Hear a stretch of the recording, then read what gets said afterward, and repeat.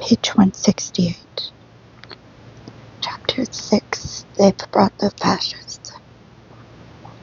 They've brought the fascists. They've brought the fascists. The young Zek lads and girls shouted excitedly, running through the camp, when our 2 trucks, each loaded with 30 fascists, entered the perimeter of the small rectangle of the Nobel Laureate camp.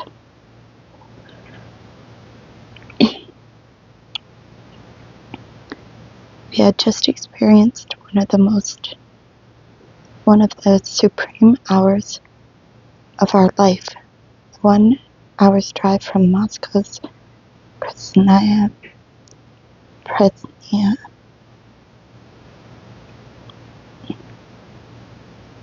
prison, what is called a short-distance prison transport, though we had spent the ride with our knees hunched up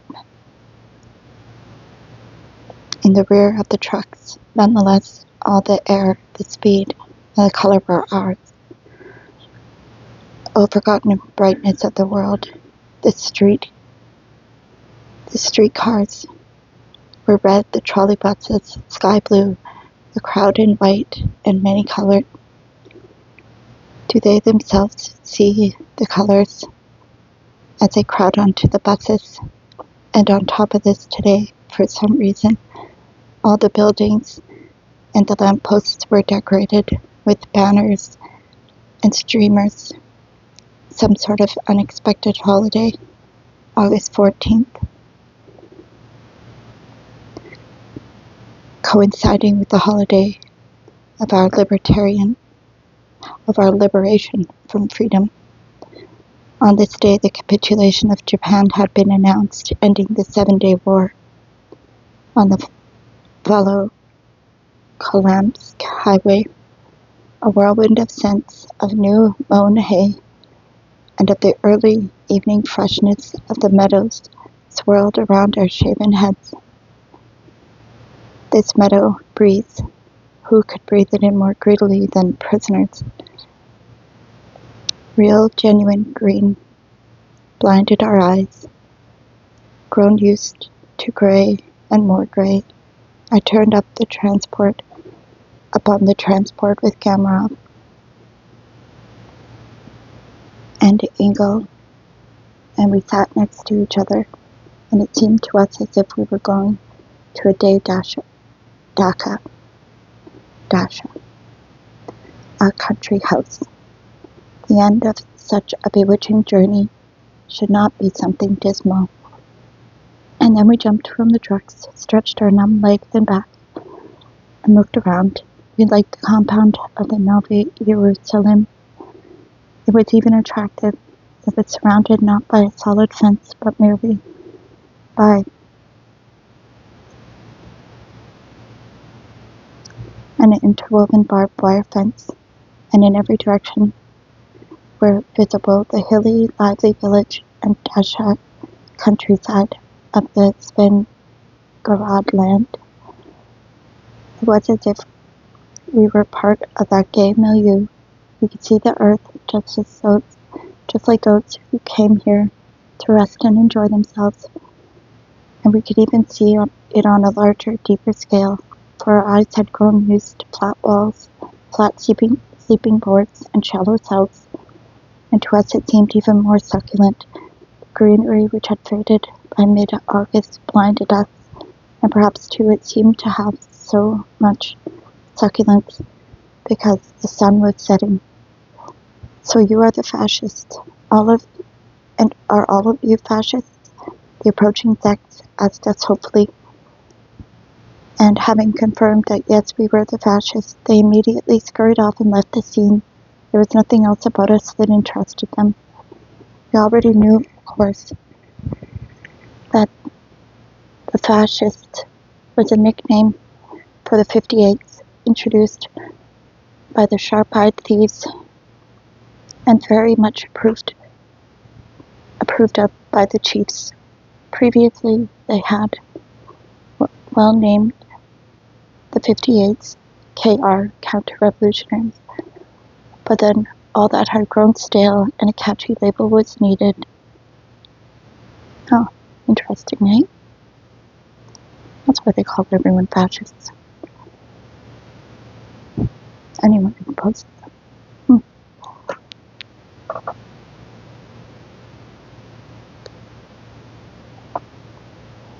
After our swift trip in the fresh air, here it seemed warmer, and because of that, cozier. We were still looking around the tiny compound with its two-story building of brick for men, and the women's building, which was wooden with an attic story, and some peasant-style tumble-down sheds for auxiliary services, and then at the long black shadows which lay everywhere in the fields, cast by the trees and the buildings, and at the high chimney of the brickyard, and at the already flaming windows of its two buildings. Well, things aren't so bad here, it seems. We spoke to one another, trying to convince each other and ourselves. One young fellow with that sharply alert and hostile expression which we had already begun to notice in others lingered near us longer than the rest, inspecting the fascists with interest. His well-worn black cap sat crookedly forward on his forehead.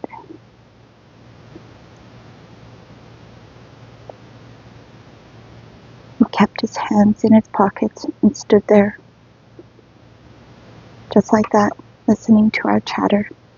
Not bad. His chest shook, twisting his lips. He looked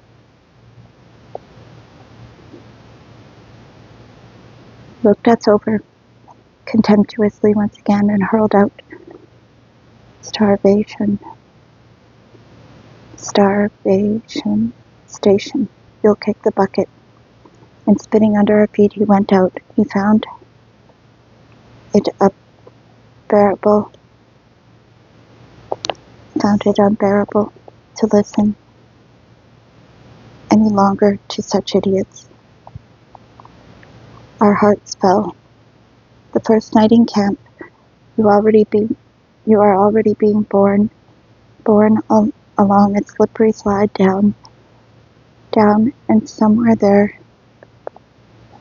must be still a saving, protruding ledge which you have to catch hold of, but you don't know where it is.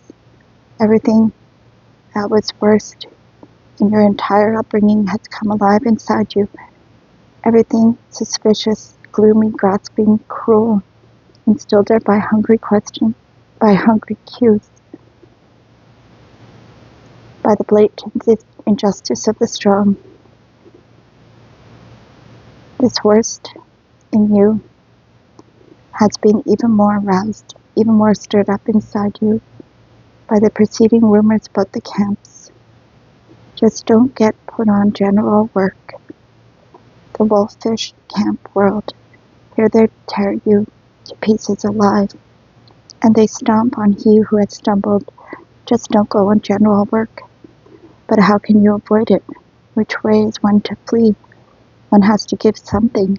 One has to give to someone. But what in particular, and to whom? And how is it done? Not an hour has gone by, and a fellow aboard our same transport comes up with a restrained smile. He has been named a construction engineer in the camp compound, and one more. He has been given permission to open a barber shop for the free workers at the factory. And yet another, he ran into an old acquaintance, and he is going to work. He's going to go to work in the planning section. Your heart winces. All this is skin off your back. They will survive in the offices and barber shops, and you will perish.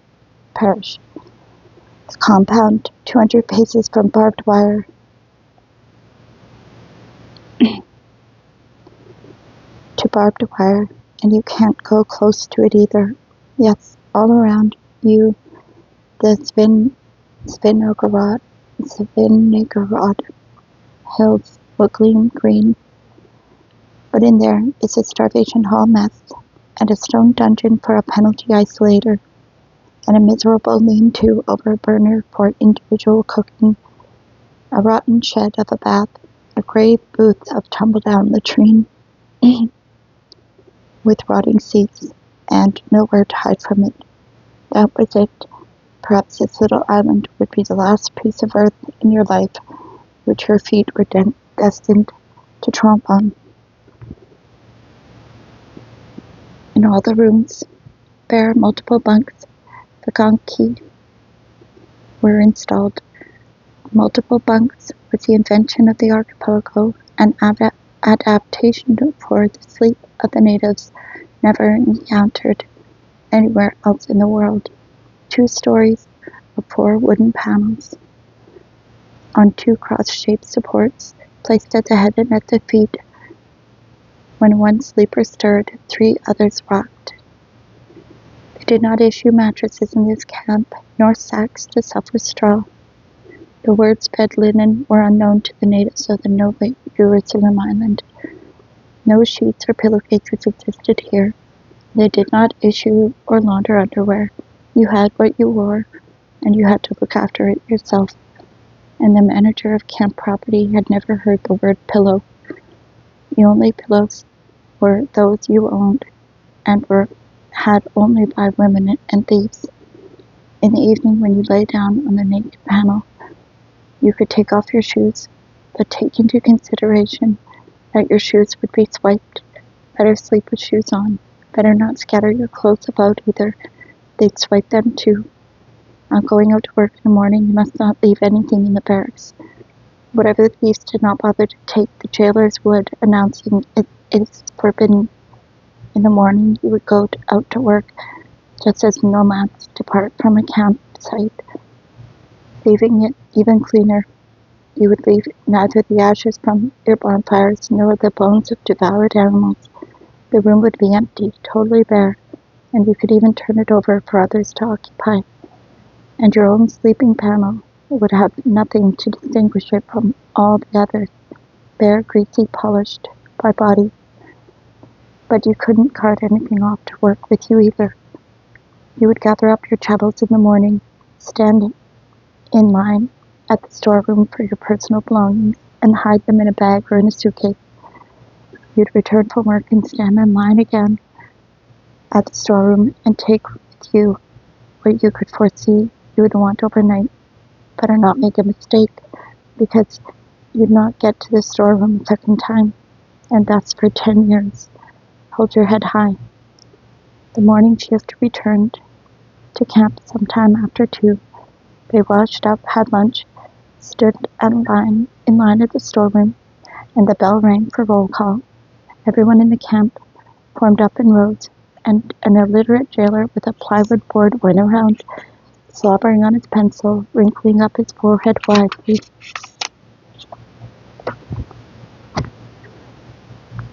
and whispering over and over. He recounted the lineup several times. He went over all the buildings several times, leaving the lineup standing there. Either he was wrong in his arithmetic, or he was confused about how many were ill, how many were imprisoned in the Ch6 under orders not to be allowed out. This senseless expenditure of time kept dragging on for a long while, an hour, sometimes an hour and a half. And those whom time was precious, even though this need is not very developed in our own people and not at all among the sex, those who even in camp wanted to accomplish something felt themselves particularly helpless and humiliated. It was forbidden to read in the lineup. My boys, Gamarov and Engel, stood with closed eyes, composing either verses or prose of letters, but you were not permitted to stand like that in lineup, because it looked as though you were sleeping, and this was an insult to the roll call. And furthermore, your ears were not closed, and the mother oaths of the stupid jokes and the dismal conversation all kept swarming in. The year was 1945, and Norbert Wiener would soon formulate cybernetics, The atom had already been split, and here pale-faced intellectuals were standing in a row waiting to hear the command, "Stand still, don't turn," while the stupid, red-mouthed idiot lazily whispered his total. The roll call was completed, and now at 5:30 one could go lie down and take a nap, because the night before had been short and the coming night might have been shorter. However, dinner would be in an hour. The time was all cut up into bits. The camp administration was so lazy and so untalented, did not even have the desire and initiative to separate the workers from the 3 different shifts into different rooms. From 7 to 8 after dinner, the first shift could have begun to rest, but those who were fed and fresh wanted no part of peace, and the thieves of their feather comforters were just beginning their card games, their yelling, and their little dramatic numbers.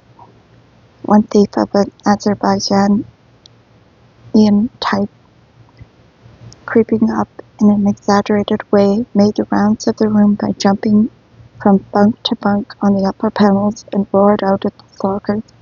That's how Napoleon went to Moscow for tobacco.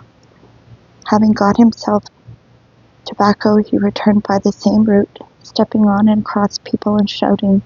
That's how Napoleon fled to Paris. Every escapade of the thieves was so astonishing and unusual that we could only gape at them.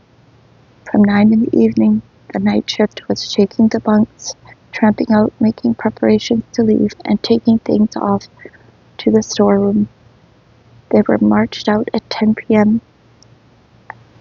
At last it seemed we could sleep, but after 10 the day shift returned, and now they were the ones tramping heavily about, shaking bunks, washing up and going for things in the storeroom, and getting dinner, only from perhaps 11:30 on did the exhausted camp sleep. But at 4:15, the ring of singing metal was wafted over our small camp and across the sleepy collected farm around us, where the old folks still remember very well the chimes of the Easter church bells.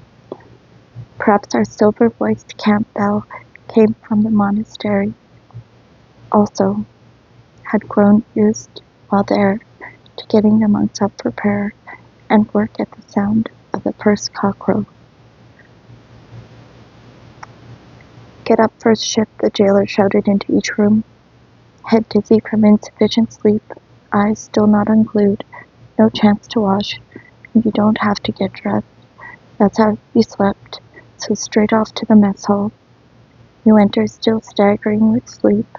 Everyone pushes ahead and is absolutely certain of what he wants. Some rush for their bread ration, others for gruel. You are the only one wandering about like a lunatic beneath the dim lamps, unable in the steam of the gruel to see where to find either bread or gruel. Finally, you receive 19¼ ounces of bread, fit for a feast, in an earthenware bowl, and something hot and black. With something hot and black. This is cabbage soup, black cabbage soup, made from nettles. The black shreds of the boiled leaves lie in the blackish empty water. There is no fish, no meat, no fat, not even salt. In cooking, the nettles soak up all the salt thrown in, and therefore they don't put any in. If tobacco is gold, then salt in camp is silver, and the cooks save it up. Unsalted nettle soup is a repulsive poison. You are hungry, but you can't pour it into yourself. Lift up your eyes, not to the heavens, but to the ceiling. Your eyes have already grown accustomed to the dim lamps, and you can now make out along the wall the long slogan written on wallpaper in the favorite red letters: "Whoever does not work does not eat." And goose pimples run up and down your chest. Oh, wise men from the cultural and education section, how satisfied you were when you sought out that great evangelical and communist slogan for the camp mess hall. But in the Gospel of St. Luke it says, "The laborer is worthy of his hire." And in the book of Deuteronomy it said, "Thou shalt not muzzle an ox when he treadeth out the corn."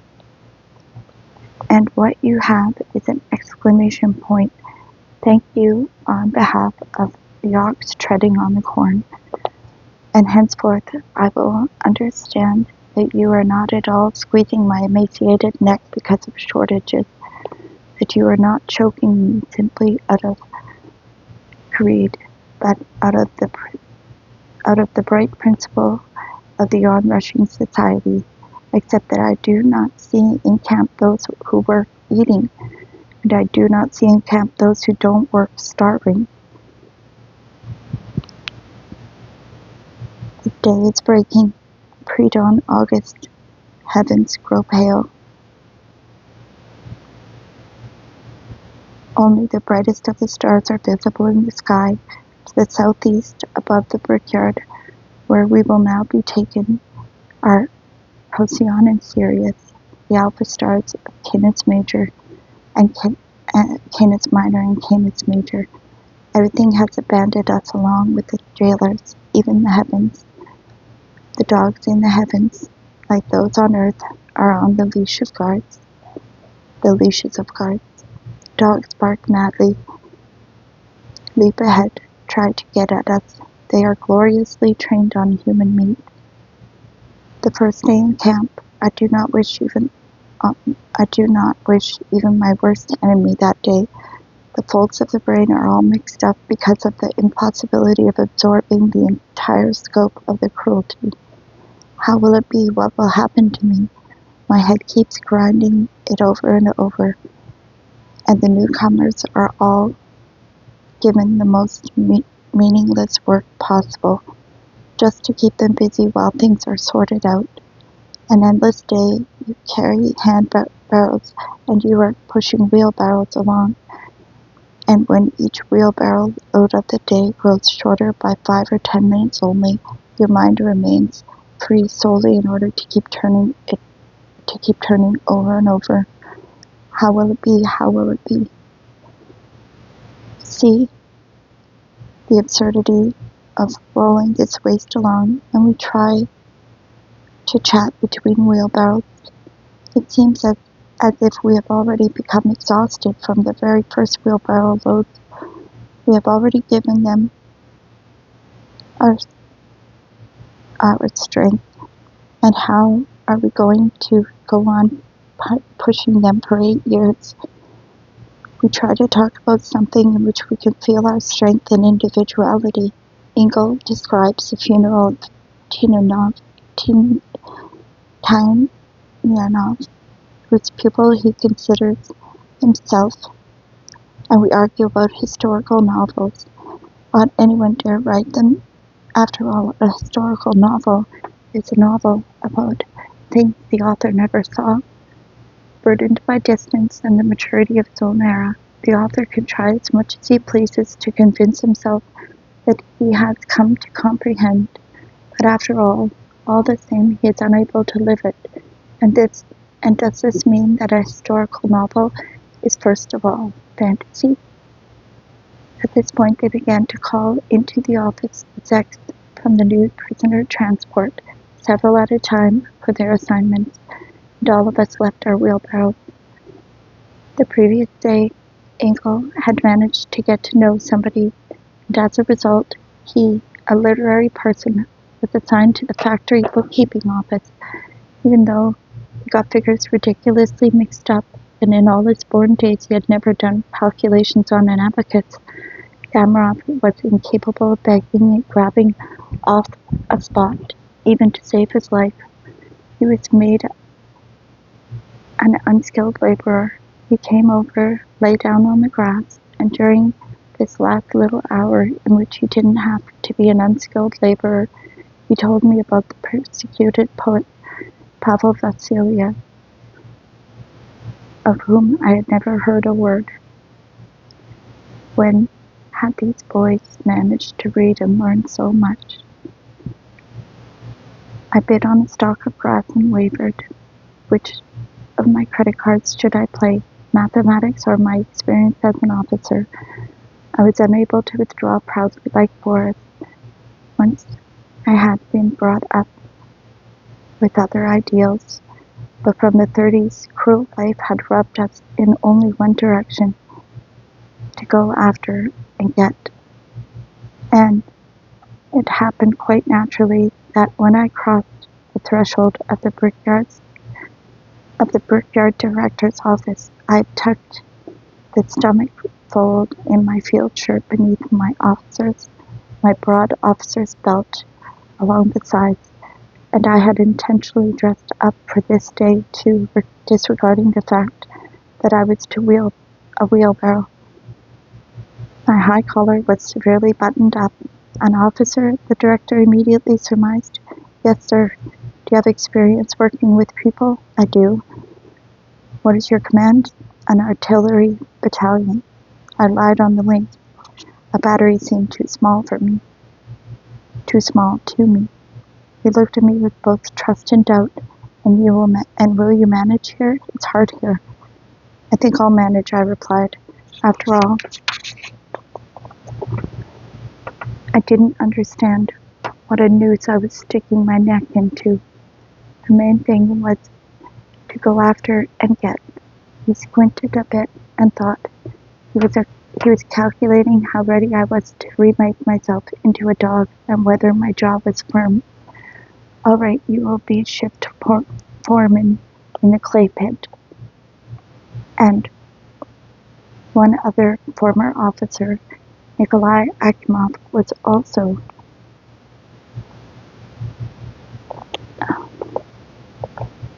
named a foreman in the clay pit.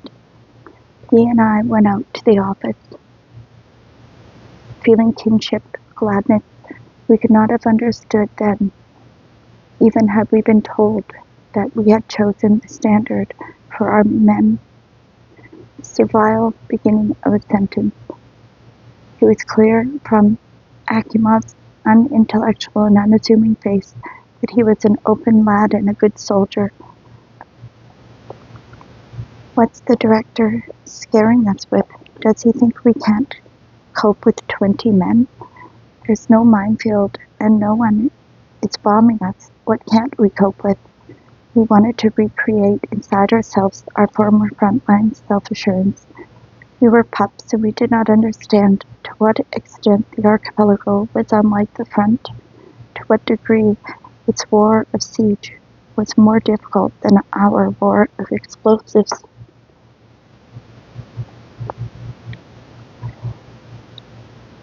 In the army, even a fool and a non-entity can command, and in fact the higher the post he occupies, the greater will be his success.